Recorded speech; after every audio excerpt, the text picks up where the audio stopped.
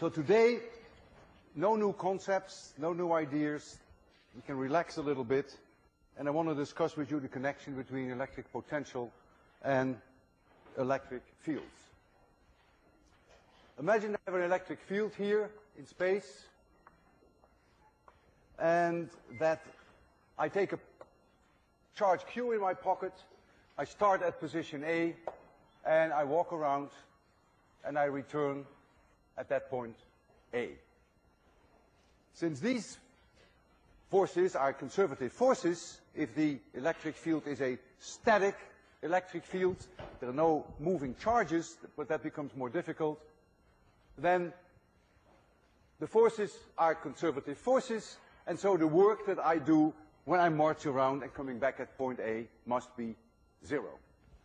It's clear when you look at the equation number 3 that the potential difference between point A and point A is obviously 0. I start at point A and I end at point A, and that is the integral in going from A back to point A of E dot dl,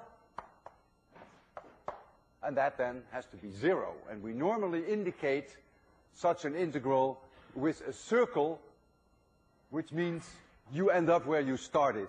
This is a line now. This is not a closed surface, as we had in equation 1. This is a closed line. And so whenever we deal with static electric fields, we can add now another equation if we like that, and that is if we have a closed line of E dot dl, so we end up where we started, that then has to become 0. Later in the course we will see that there are special situations when we don't deal with static fields, when we don't have conservative E fields, that is not the case anymore. But for now, it is. So if we know the electric fields everywhere, then you can see equation number 2, then we know the potential everywhere. And so if we turn it the other way around, if we knew the potential everywhere, you want to know what the electric field is. And that, of course, is possible. If you look at equation 2 and 3, you see that the potential is the integral of the electric field. So it is obvious that the field must be the derivative of the potential. Now, when you have fields being derivative of potentials, you always have to worry about plus and minus signs. Whether you have to pay MIT $27,000 tuition to be here, or whether MIT pays you $27,000 tuition for coming here, is only a difference of a minus sign, but it's a big difference, of course. And so let's work this out in some detail. I have here a charge plus Q, and at a distance r, at that location P, we know what the electric field is. We've done that a zillion times. This is the unit vector in the direction from Q to that point, and we know that the electric field is pointing away from that charge, and we know that the electric field E, we've seen that already the first lecture, is Q divided by 4 pi epsilon 0 r squared in the direction of our roof.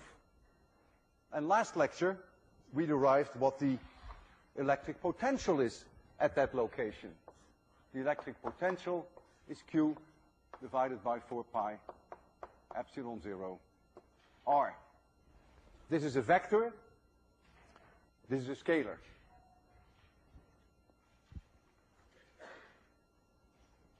So, the potential is the integral of the electric field along a line, and now I want to try whether the electric field can be written as the derivative of the potential. So let us take the VDR, and let's see what we get. If I take this dVdr, I get a minus Q divided by 4 pi epsilon 0 r squared. Of course, if I want to know what the electric field is, I need a vector. So I will multiply both sides, which is completely legal. There's nothing illegal about that, with a unit vector in the direction r. So that turns them into vectors. And now you see that I'm almost there. This is almost the same, except for a minus sign.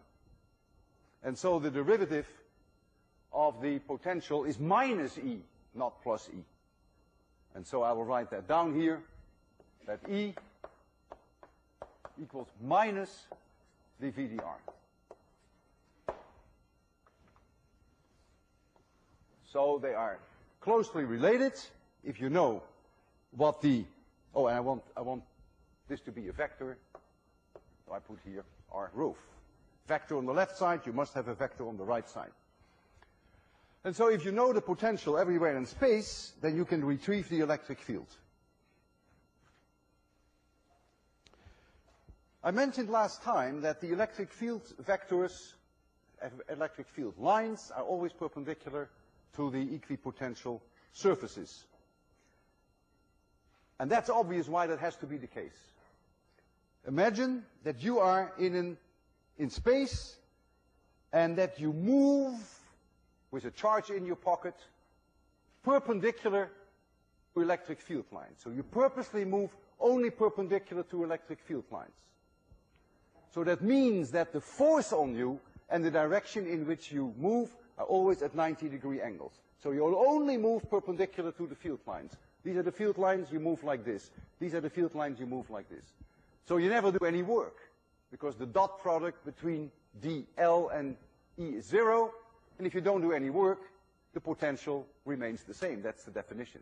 And so you can see that, therefore, equipotential surfaces must always be perpendicular to field lines, and field lines must always be perpendicular to the equipotentials. And I will show you again the view graph, the overhead projection of the nice drawing by Maxwell. The +4 charge and the -1 charge, the same one we saw last time, only to point out again this 90-degree angle. I discussed this in great detail last lecture, so I will not do that. The red lines are really surfaces. This is three-dimensional. You have to rotate the whole thing about the vertical. So these are surfaces. And the red ones are positive potential surfaces, and the blue ones are negative potential surfaces. That is not important, but the green lines are field lines. And notice, if I take, for instance, this field line, it's perpendicular here to the red, perpendicular there, perpendicular there, perpendicular there, perpendicular here, coming in here, perpendicular, perpendicular, perpendicular. Everywhere where you look on this graph, you will see that the field lines are perpendicular to the equipotentials. And that is something that we now fully understand. The situation means